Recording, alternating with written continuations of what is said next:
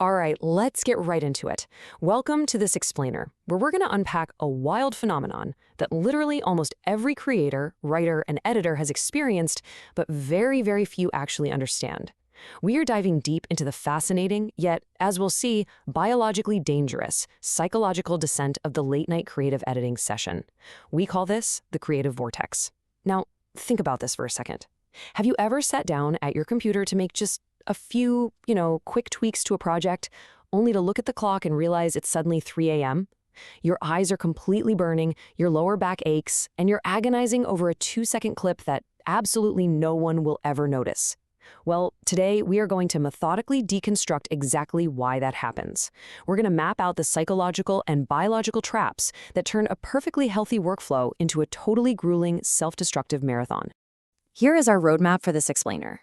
First, the trap of dangerous optimism. Second, biology of the creative vortex.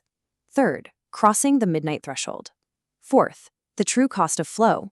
And finally, strategies for sustainable creativity. Before we even jump into our timeline, we really need to formulate an analytical question that demands we look critically at our own assumptions about hard work. I want you to ask yourself, when does a beautifully focused creative flow officially become biological self-sabotage? It is absolutely crucial to ask ourselves how a seemingly disciplined state of high productivity can silently morph into a destructive cycle of overworking. To really answer this, we have to maintain factual precision and look deeply at both the mind and the body. Section 1, the trap of dangerous optimism. Okay, so this timeline anchors our descent today. We are going to map the exact progression from a super casual 5 o'clock start to an obsessive, calendar-breaking midnight marathon. By tracking this hour by hour, we can really identify the specific moments where healthy dedication quietly slips into unhealthy compulsion. Let's set the scene. It's 5 p.m. and the day job officially ends. The noise of the workday fades out, your inbox gets one final cursory scan, and your creative timeline opens up. You know the feeling. That first cup of evening coffee hits the desk with a satisfying thud. There is a beautiful, almost pristine clarity to this hour. The demands of your employer or your clients completely stop, and the real work, your personal passion project, finally begins. You sit down with a totally innocent intention. You say to yourself, I'm just going to do a quick edit before dinner. You estimate, hey, you'll be done by 8 p.m. The environment is perfectly primed. But this is exactly where we encounter our first major cognitive hurdle, and it's a big one: dangerous optimism. This is a psychological trap that's driven heavily by what's known as the planning fallacy. See, when the timeline seems short, your creative vision is crystal clear, and you feel like you are 90% done, your brain generates this massive, sudden spike of motivation. You literally tell yourself, I'm almost finished, let me just push through. But here's the catch. In creative work, we almost always fall victim to the 90-90 rule. Have you heard of this? It's the idea that the first 90% of a task takes 90% of the time, and that last 10%, well, that takes the other 90% of the time. This dangerous optimism totally tricks your brain into lowering its guard, failing to prepare for the harsh reality that a quick polish is about to become a 7-hour marathon. Section 2, biology of the creative vortex. So now we've reached 7 p.m. and that flow state has fully engaged. Your phone is face down, your timeline is literally your entire universe right now. Dinner is completely ignored, and eventually it's just forgotten entirely. This is the exact hour the trap is firmly set. Your edit is going way too well to stop now, and your internal monologue whispers, hey, I'm on a roll, let's keep it going.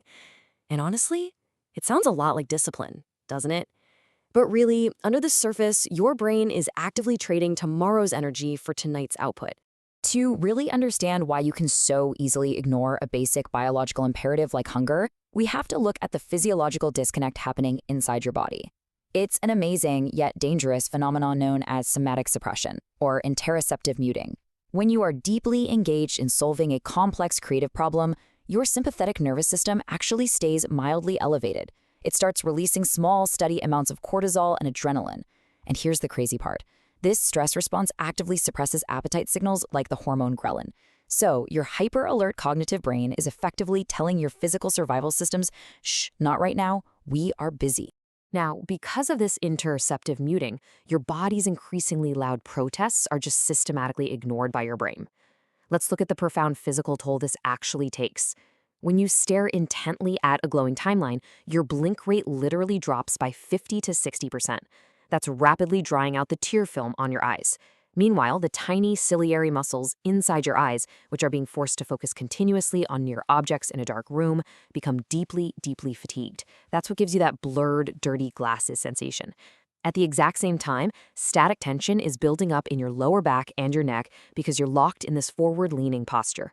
And because you aren't eating or moving around, your overall metabolism slows down, causing your core body temperature to actually drop. Yet despite all of this, your hyperfixated mind acts like a ruthless commander pushing a machine way past its red line, just overriding all these dashboard warning lights to squeeze out a tiny bit more output. Section 3, crossing the midnight threshold. Okay, by 10 p.m., we officially enter the precision phase.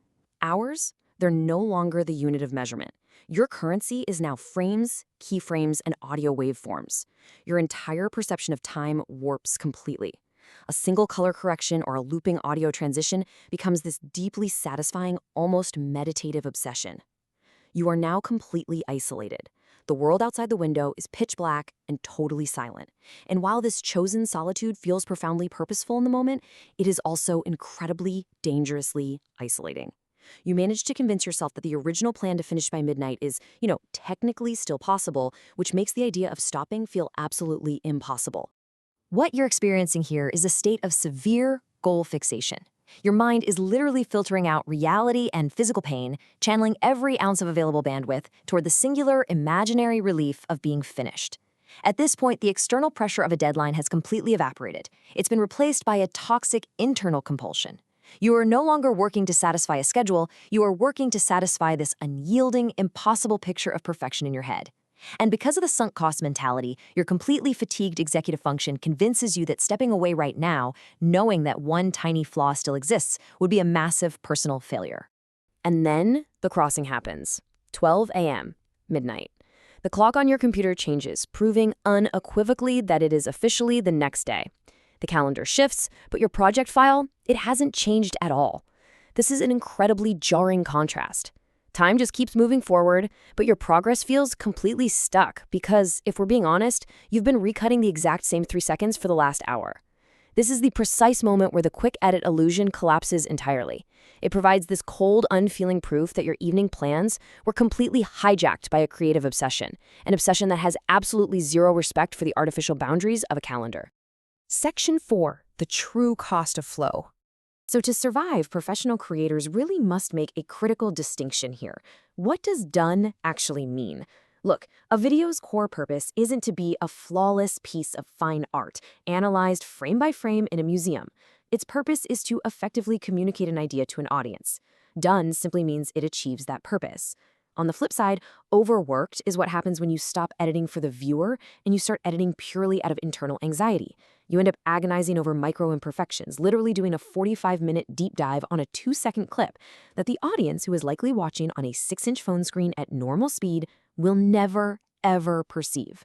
Learning to recognize that fine line between genuinely serving your audience and just soothing your own creator insecurity is quite honestly one of the highest level skills you can ever develop. Let's apply some methodological rigor to this and look closely at the tired but focused contradiction. Because in the short term, the illusion of productivity is incredibly convincing. On paper, your output looks insanely high, your focus is laser sharp with zero distractions, and you are running on this pure adrenaline-fueled momentum. But the long-term reality? The reality is that your internal risk meters are silently climbing into the red. That high output is actually creating severe quality risks. I mean, decisions made at 2 a.m. very often look sloppy and hopelessly over-edited in the cold light of the next morning. That intense tunnel vision is quietly building a negative association in your brain, drastically increasing your long-term burnout risk. And that adrenaline, it's literally just masking a compounding sleep debt that is going to severely degrade your cognitive performance and leave you dealing with heavy brain fog for days. So, the crucial takeaway here is this totally unromantic truth. A so-called flow state at 2 a.m. is rarely some magical high-level artistic state. Actually, scratch that. It's never that. It is just autopilot, fueled by pure fatigue. Because high-level analytical thinking requires way too much brain power at that hour, your exhausted mind defaults to raw habit and muscle memory. You've completely lost track of time, you're working unhealthily, and the scary part is you keep moving, not because it's strategic, but because your executive function is literally too weak to make the conscious, healthy decision to just stop. Section 5. Strategies for Sustainable Creativity. Thankfully, to maintain a sustainable career, we can replace that raw exhaustion with structured discipline. Here is how we do it. Step 1. Set a hard boundary. Before you even open your timeline, set a physical, non-dismissible alarm. And I don't mean a mental note, I mean a real, physical alarm across the room. Step 2. Build in intentional rest with scheduled 10-minute breaks every 90 minutes. See, waiting until you already feel exhausted is way too late. Taking proactive breaks prevents that dangerous cognitive tunneling that completely destroys your workflow. And step 3, document your process. Keep a simple time-stamped session log. Let me tell you, seeing written down on paper that you just spent 45 real-world minutes on a single transition is both deeply humbling and highly instructive for recognizing when your effort-to-impact ratio completely breaks down. Now, why do we implement these strict boundaries? Because we absolutely must internalize one fundamental truth. A rested mind will out-edit, out-create, and outlast an exhausted mind. Every single time. Think about it. When you are fully rested, you execute clean, brilliant creative decisions in 30 minutes that would take an exhausted mind 3 hours of agonizing, repetitive loops to figure out. You learn faster, your baseline skills naturally elevate over time, and most importantly, you preserve your passion. By choosing to stop at 80% capacity today, you are actively protecting your next session, ensuring that you show up to the desk tomorrow with clarity and excitement rather than total dread. Which brings us to a quote that I think completely redefines the entire benchmark of a creator's victory. It goes, "Success is not just a finished video. It is a finished video, a rested creator, and the capacity to make another one, just as good, maybe better, next week."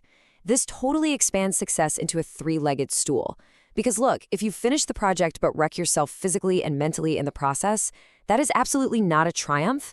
It's a Pyrrhic victory derived from massive personal losses. True, sustainable success is building a repeatable process where the work thrives specifically because the human being behind the keyboard is thriving. And that is the ultimate goal here. The intense, burning passion that drives you to create, that pulls you into the vortex in the first place, is without a doubt your greatest asset. The goal isn't to kill that drive or somehow eliminate the flow state. The goal is to master your schedule around it. True professional mastery means knowing exactly how to harness that brilliant, colorful, creative energy without letting it blindly drag you into the dark vortex of physical exhaustion and biological neglect. You are taking back control of your clock, and by extension, you are securing your own career longevity. As we wrap up this deep dive, I want to leave you with one final, truly provocative thought. The very next time you find yourself at the desk, all alone in the dark, tweaking a timeline at 11:30 at night, I want you to stop and ask yourself, are you editing right now to serve your audience? Or are you simply borrowing energy from tomorrow to feed tonight's dangerous obsession? Because true discipline isn't pushing past the pain to finish the edit. True discipline is having the emotional maturity and, quite frankly, the sheer courage to close the laptop and trust that your absolute best work will still be waiting for you tomorrow. Thank you so much for joining me in this explainer. Protect your next session and keep creating.